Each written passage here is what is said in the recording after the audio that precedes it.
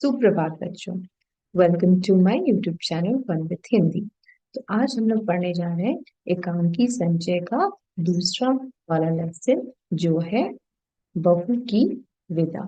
आइए देखते हैं कि इस स्टोरी में क्या क्या है, इसमें कौन कौन से पात्र हैं और कैसे इसके क्वेश्चंस पूछे जाते हैं। ठीक है बच्चों। तो बहू की विदा में फर्स्ट क्वेश्चन है कि इस कहानी में किस विषय पर चर्चा की है। तो ये जो कहानी है बहू की विदा, इसमें आखिर क्या मेन टॉपिक है जिसे उठाया गया है आप लोगों के लिए। इस कहानी में बहू और बेटी में अंतर बताया गया है जो समाज में प्रचलित है। इसमें बहू और बेटी दोनों, कहीं ना कहीं की बहू होगी या तो बेटी होगी, ठीक है। इसमें दिखाया गया है स्टोरी में कि हम लोग बहू और बेटी को बिल्कुल अलग अलग तरह से मानते हैं। ये हमारे समाज में प्रचलन में है, ठीक है। तो at the end of the story क्या होता है वो भी हम लोग देखेंगे। जीवनलाल जी के नाम पर धब्बा क्यों लगा। तो ये जीवनलाल जी कौन है? जीवनलाल जी जो है, उनके पर एक धब्बा लगा, मतलब एक शेम जैसी बात एक आ गई। जीवनलाल जी के नाम पर धब्बा तब लगा जब रमेश की शादी में अच्छी खातिरदारी नहीं की। तो रमेश जो है वो जीवनलाल जी का पुत्र है, बेटा है। तो जब बेटे की शादी होती है तो ये जीवनलाल जी जो है, उनको ऐसा लगता है कि मेरी अच्छी खातिरदारी नहीं हुई, मतलब अच्छे से रिस्पेक्ट हमें नहीं दिया गया। मेरे जो फैमिली मेंबर्स थे उनको अच्छे से रिस्पेक्ट नहीं दिया गया। किसके तरफ से? रमेश की वाइफ के घर वालों के तरफ से। अब यहाँ पे क्वेश्चन पूछा जाता है कि मरहम का अर्थ क्या है। मरहम, यहाँ मरहम का मतलब एक्चुअली ऑइंटमेंट होता है, एक मेडिसिन होता है। लेकिन इस लेसन में मरहम का वर्ड यूज किया गया है एक्चुअली दहेज के लिए। इस कहानी में मरहम का अर्थ है दहेज के बाकी पैसे जो उनके चोट को भर सकता था। तो जब रमेश की शादी हुई थी तो जो दहेज फिक्स किया गया था, कितना मैं दहेज दूंगा, वो दहेज भी थोड़ा कम दिया गया था। तो इसके वजह से भी जीवनलाल जी दुखी थे, परेशान थे। वो सोचते थे कि बिल्कुल हमें वैल्यू नहीं दिया गया, बोला गया कुछ और किया गया कुछ। तो इस तरह से वो बोलते हैं कि मरहम, वो जो इस स्टोरी में आया है वर्ड, कि वही जो दहेज का जो बाकी वाला जो पैसा है जो दिया नहीं गया था शादी में, वो मरहम था। और इनके दिल पे चोट लगी थी कि उनका रिस्पेक्ट नहीं किया गया, तो वो पैसा अगर फिर से दिया जाए, दहेज का जो पैसा बचा हुआ वो दिया जाए, वो शायद आई थिंक 5,000 है, तो वो दिया जाएगा तो मेरा जो हार्ट है वो थोड़ा नॉर्मल होगा, मैं सबको पसंद करने लगूंगा। कमला की सास कैसी थी? तो हम लोगों ने देखा कि यहाँ पे कमला एक लड़की है जिसकी शादी होती है किसके साथ? रमेश के साथ। और उसके फादर इन लॉ कौन है? जीवन। और एक सास, मतलब सास जो है वो कैसी है, क्वेश्चन। कमला की सास बहुत अच्छे स्वभाव की थी और उसे बेटी समान समझती थी।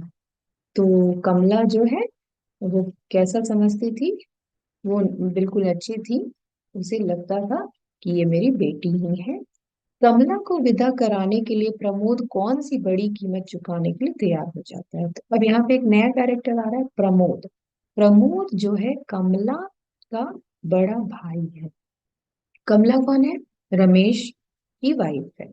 तो वो, जब वो प्रमोद आता है अपनी बहन को विदा कराने के लिए, जो इस घर की, जीवनलाल जी के घर की बहू है, तो वहां से जब वो विदा कराने आता है तो उसे कहा जाता है कि तुम्हें बहुत बड़ी कीमत चुकानी पड़ेगी, और इस कीमत को चुकाने के बाद ही मैं अपनी बहू को विदा करूंगा, ठीक है। तो वो प्रमोद जो है उसके लिए तैयार हो जाता है। तो वो क्या है, वो कीमत? कमला को विदा कराने के लिए प्रमोद अपने घर को बेचकर मरहम के लिए 5,000 देने को तैयार हो जाता है। तो प्रमोद कहता है कि ठीक है, मेरे पास पैसे तो अभी नहीं है, लेकिन मैं अपने घर को बेच दूंगा और उससे जो पैसे मिलेंगे इसी 5,000 यानी मरहम को चुकाने के लिए मैं दे दूंगा, ठीक है। नेक्स्ट क्वेश्चन है, रमेश की माँ राजेश्वरी कमला को क्या कहती है। तो रमेश की जो माँ थी, या फिर कह सकते हैं कमला की जो सास थी, वो क्या कहती है उसे? रमेश की माँ राजेश्वरी कमला को पैसे निकालने को कहती है और जीवनलाल के मुंह पर फेंकने को कहती है। तो एक्चुअली माँ जो है, रमेश की माँ बहुत अच्छी थी। वो अपनी बहू को बेटी जैसी मानती थी।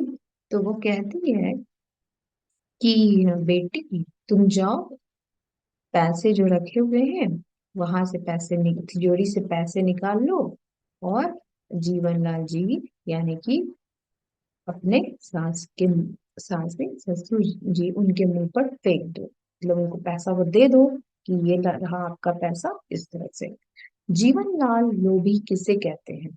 तो जीवनलाल जी जो है वो किसी को लोभी कह रहे हैं इस कहानी में।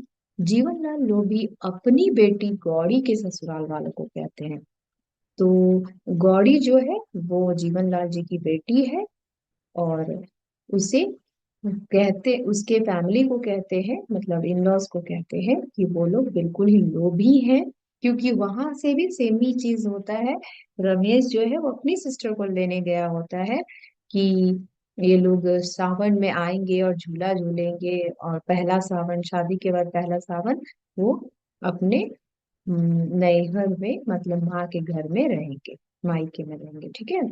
तो उसे भी नहीं विदा कराया जाता है। तो इस कहानी में एक्चुअली दो बहुएं हैं जो दोनों किसी न किसी घर की तो बेटी है, तो उन दोनों की विदा नहीं होती, इसीलिए इस कहानी का नाम है बहू की विदा।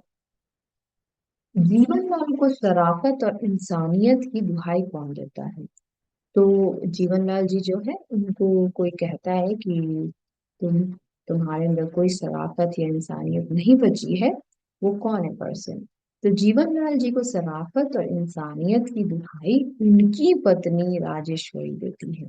वो बोलती है कि आप में बिल्कुल भी इंसानियत नहीं बची है, और इस तरह से वो बोलती है किसको? जीवनलाल जी को, अपने ही हस्बैंड, पति को कहती है, ठीक है। बेटियों को कुछ लोग बोझ क्यों समझते हैं? तो ये क्वेश्चन कभी कभी आ जाता है कि बेटियों को कुछ लोग बोझ क्यों समझते हैं? बेटियों को कुछ लोग बोझ समझते हैं, इसलिए समझते हैं क्योंकि उनकी पढ़ाई और शादी में बहुत खर्च होता है और वे पढ़ाया धन होती हैं। तो पेरेंट्स जो हैं अगर बेटी को जन्म देते हैं तो वो सोचते हैं कि इसको मैं पढ़ाऊंगा लिखाऊंगा और फिर कुछ साल के बाद इसे दूसरे घर ही जाना है, वो मेरे घर से बिलोंग नहीं करती है। हमें कुछ साल तक उसका केयर करना है, पढ़ाना है, लिखाना है, फिर उसे दूसरी जगह भेज देना है, यानी ससुराल भेज देना है, शादी कर देना है।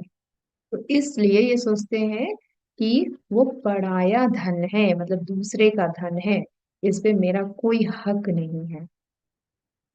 अंत में जीवनलाल ने क्या फैसला किया?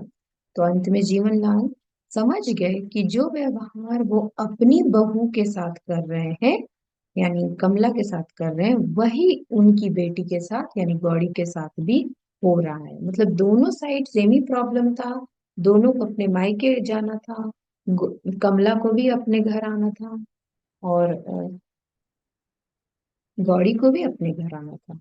लेकिन दोनों के फादर इन लॉ जो थे वो नहीं जाने देते हैं, बहू की विदा नहीं कराते हैं। एंड ऑफ द स्टोरी में, अंत में क्या होता है? जीवनलाल जी को ये सब समझ में आ जाता है, और वो क्या, उनकी आंखें जो है वो खुल जाती है, मतलब उन्हें क्लियर समझ में आया था कि ये बेटी बहू कुछ नहीं है, दोनों बिल्कुल सेम है। उनकी बेटी के साथ भी हो रहा है, तभी उनकी आंखें खुल गई और वे बहू की विदा कराने को तैयार हो जाते हैं। तो ये स्टोरी का नाम है बहू की विदा। पहले तो दोनों की विदाई नहीं होती है, लेकिन जब जीवनलाल जी को ये समझ में आ जाता है तो वो अपनी बहू यानी कमला की विदाई करा लेते हैं। ठीक है बच्चों, मैं आशा करती हूँ आपको ये समझ में आ गया होगा। अगर समझ नहीं आया तो फिर से एक बार इसको दोहरा कर देख लीजिएगा, तब सब कुछ क्लियर हो जाएगा। ठीक है बच्चों, थैंक यू।